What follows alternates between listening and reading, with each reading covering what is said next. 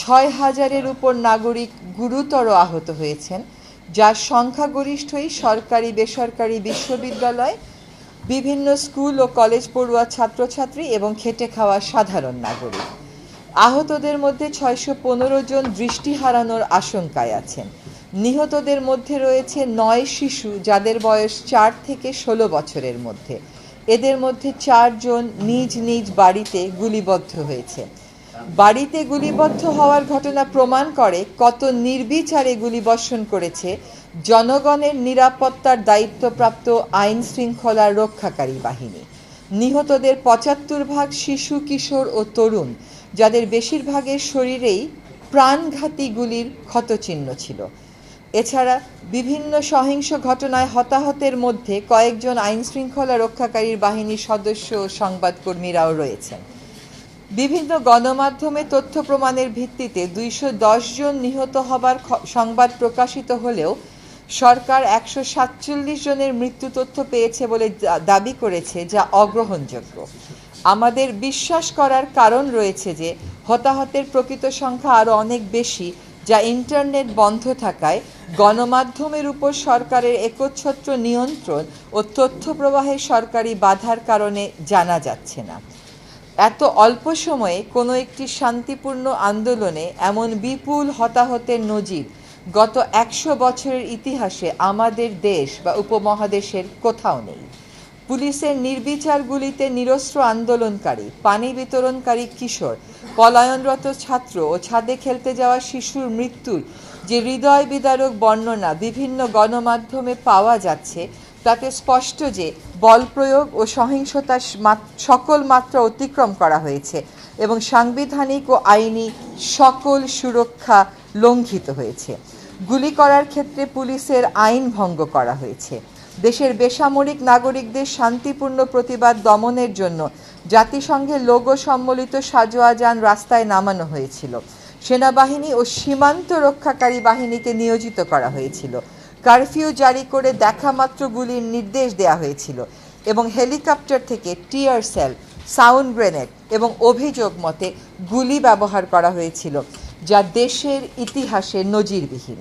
শিক্ষার্থী আন্দোলনের সমন্বয়ক ও কর্মীদের অনেককে বাসা থেকে তুলে নিয়ে গ্রেফতার দেখানো হচ্ছে বা অবৈধভাবে আটক রেখে তাদের উপর শারীরিক ও মানসিক নির্যাতন করা হয়েছে এবং হচ্ছে। ইতোমধ্যে আটককৃত অনেককে রিমান্ডে বা রহস্যময় আটকাবস্থায় অমানসিক অত্যাচারের অভিযোগ উঠেছে এবং আলামতও দেখা যাচ্ছে। চিকিৎসাধীন থাকা অবস্থায় হাসপাতাল থেকে জোরপূর্বক ডিবি পুলিশ হেফাজতে নেওয়া হয়েছে সমন্বয়কারীদের এবং আত্মীয় স্বজন ও শিক্ষকদের দেখা করার অনুরোধ উপেক্ষা করে নিরাপত্তার অজুহাতে সম্পূর্ণ বেআইনিভাবে তথাকথিত ডিবি হেফাজতে কয়েকদিন আটকাধীন অবস্থায় রেখে আন্দোলন প্রত্যাহারের টাইপকৃত এক বিবৃতি ডিবি কার্যালয় থেকেই পড়ানোর ঘটনা সরাসরি সংবিধান ও আইনের লঙ্ঘন। আটক অবস্থায় ডাকসুর সাবেক ভিপি নুরুল হক নূর ও কোটা সংরক্ষণ নেতা নাহিদ ইসলাম সহ আন্দোলনের নেতাকর্মীদের উপর যে নির্যাতনের চিত্র দেশবাসীর সামনে উপস্থাপিত হয়েছে, তা গুরুতর ফৌজদারি অপরাধ। গণমাধ্যম থেকে জানা যাচ্ছে যে সান্ধ্যকালীন কারফিউ চলাকালীন সময়ে এলাকা ভাগ করে পুলিশ, র্যাব ও অন্যান্য বাহিনী ব্লক রেড পরিচালনা করছে এবং নির্বিচারে ছাত্র গ্রেফতার করে অভিভাবক, তরুণ সমাজ ও জনমনে ভীতি ও ত্রাসের সঞ্চার করছে। এতে পরিস্থিতি স্বাভাবিক হয়ে ওঠার বদলে আরও জটিল ও অশান্ত করে তোলার ইন্ধন যোগাবে বলে আমাদের আশঙ্কা। বাসা থেকে আইনশৃঙ্খলা রক্ষাকারী বাহিনীর নামে উঠিয়ে নেওয়া হলেও অভিযানকারী কর্মকর্তার পরিচয় প্রকাশ করা হচ্ছে না, সময় মতো আদালতে উপস্থাপন করা হচ্ছে না এবং কারো কারো ক্ষেত্রে আত্মীয় পরিজন তুলে নেয়ার পরে আর কোনো খোঁজ পাচ্ছেন না বলেও অভিযোগ করছেন। গ্রেফতারে মরিয়া বাহিনী এমনকি অপ্রাপ্তবয়স্ক এক শিক্ষার্থীর রিমান্ড আবেদনও করেছিল, যা পরবর্তীতে উচ্চ আদালত কর্তৃক স্থগিত হয়েছে। এমন নির্মম হত্যাযজ্ঞের ও বল প্রয়োগের নিন্দা, ধিক্কার বা প্রতিবাদের উপযুক্ত ভাষা আমাদের জানা নেই। এই বিপুল প্রাণহানির দায় প্রধানত সরকারের। শান্তিপূর্ণ আন্দোলনকারীদের উপর যে মাত্রায় বল প্রয়োগ ও সন্ত্রাসী কায়দায় আক্রমণ করা হয়েছে, তা দেশের জনগণ ও বিশ্ব বিবেককে স্তম্ভিত, ক্ষুব্ধ ও মর্মাহত করেছে। আন্দোলন চলাকালে নাশকতামূলক তৎপরতার কারণে বেশ কিছু রাষ্ট্রীয় প্রতিষ্ঠান, স্থাপনা ও সম্পদ ক্ষতিগ্রস্ত হয়েছে, যা কোনোভাবেই সমর্থনযোগ্য নয়। সুষ্ঠু নিরপেক্ষ তদন্তের মাধ্যমে এইসব নাশকতার জন্য যারা দায়ী তাদের চিহ্নিত করে আইন অনুযায়ী শাস্তির দাবি জানাচ্ছি। তবে এই অজুহাতে ভিন্ন মতের কাউকে দমন পীড়ন বা সাধারণ মানুষকে হয়রানি কোনোভাবেই সমর্থনযোগ্য নয়।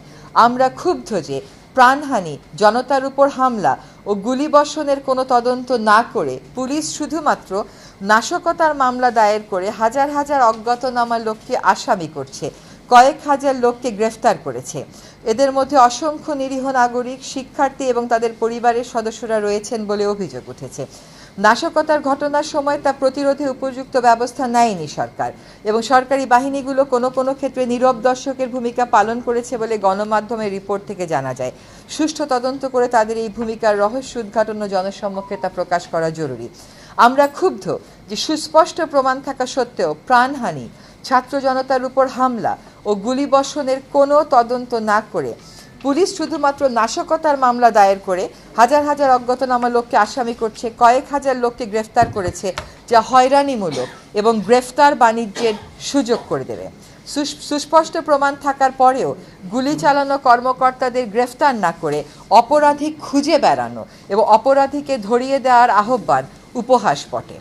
এভাবে নিরস্ত্র মানুষকে হত্যা, গণগ্রেফতার, অবৈধ আটক, নিপীড়ন ও নির্যাতন সংবিধানের 31, 32, 33, 35, 37, 39 অনুচ্ছেদ, সার্বজনীন মানবাধিকার ঘোষণা এবং বাংলাদেশের জন্য প্রযোজ্য বিভিন্ন মানবাধিকার দলিলের স্পষ্ট লঙ্ঘন। আন্দোলন দমনে নির্বিচার হত্যা মানবতা বিরোধী অপরাধ ও আন্তর্জাতিক অপরাধ আদালতে বিচারযোগ্য অপরাধ। এমন গুমট ও সংকটময় পরিস্থিতিতে দেশের বৃহত্তর স্বার্থে শিক্ষার্থীদের ভবিষ্যৎ ও সামগ্রিকভাবে শিক্ষাঙ্গনকে নিরাপদ ও শিক্ষামুখী রাখতে নিম্নোক্ত দাবিগুলো তুলে ধরছি। 1. কোটা সংস্কার আন্দোলনে police, RAB, answer, BGB, Chhatra League, Jubo League সহ সরকারি মদতপুষ্ট অস্ত্রধারীদের গুলি এবং নির্মম আঘাতে নিহত সকল মৃত্যুর সঠিক স্বচ্ছ তদন্ত হতে হবে এবং প্রকৃত দোষীর, তা সে যতই উচ্চ পদাধিকারী বা কোনো দলমতের হোক, সর্বোচ্চ আইনানুগ শাস্তি নিশ্চিত করতে হবে। 2.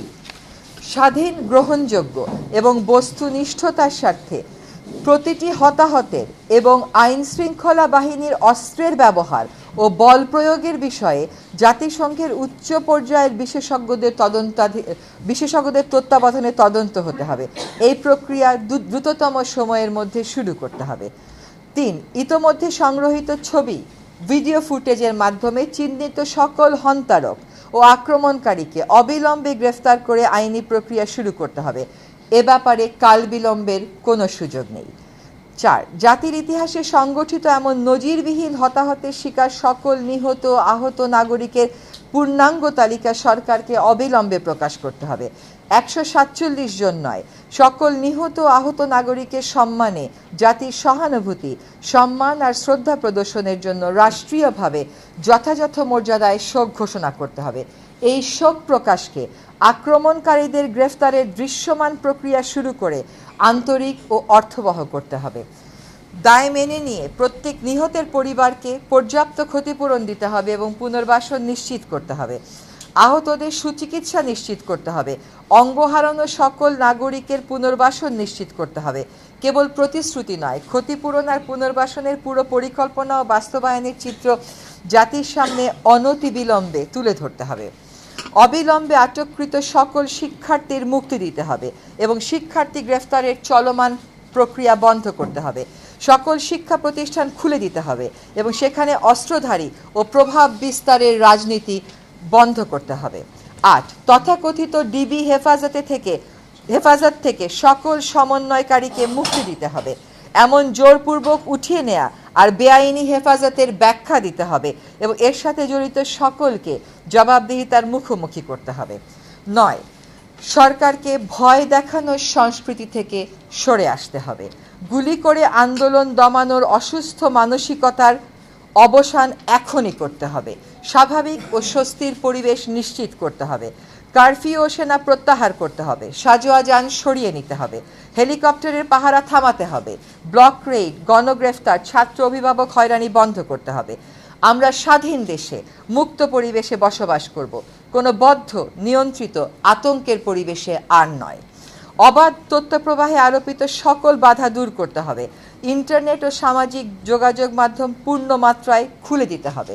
আমাদের হয়তো এখানে গণমাধ্যমের উপর আরোপিত অলিখিত নিষেধাজ্ঞার কথাও বলা উচিত ছিল, সেটা আমরা মিস করে গেছি। আমরা বলে দেব, সহিংসতা দমনের নামে বিরোধী মত দমন করা যাবে না। স্পষ্ট প্রমাণের মাধ্যমে সহিংসতার প্রতিটি ঘটনার তদন্ত করে দোষী ব্যক্তিদের শাস্তি নিশ্চিত করতে হবে। আমরা দেশবাসীকে কঠিন আত্মপ্রত্যয়, সাহসিকতার সাথে দলমতের ঊর্ধ্বে উঠে সক্রিয় ও দায়িত্বশীল ভূমিকা পালনের আহ্বান জানাচ্ছি। ধন্যবাদ সকলকে।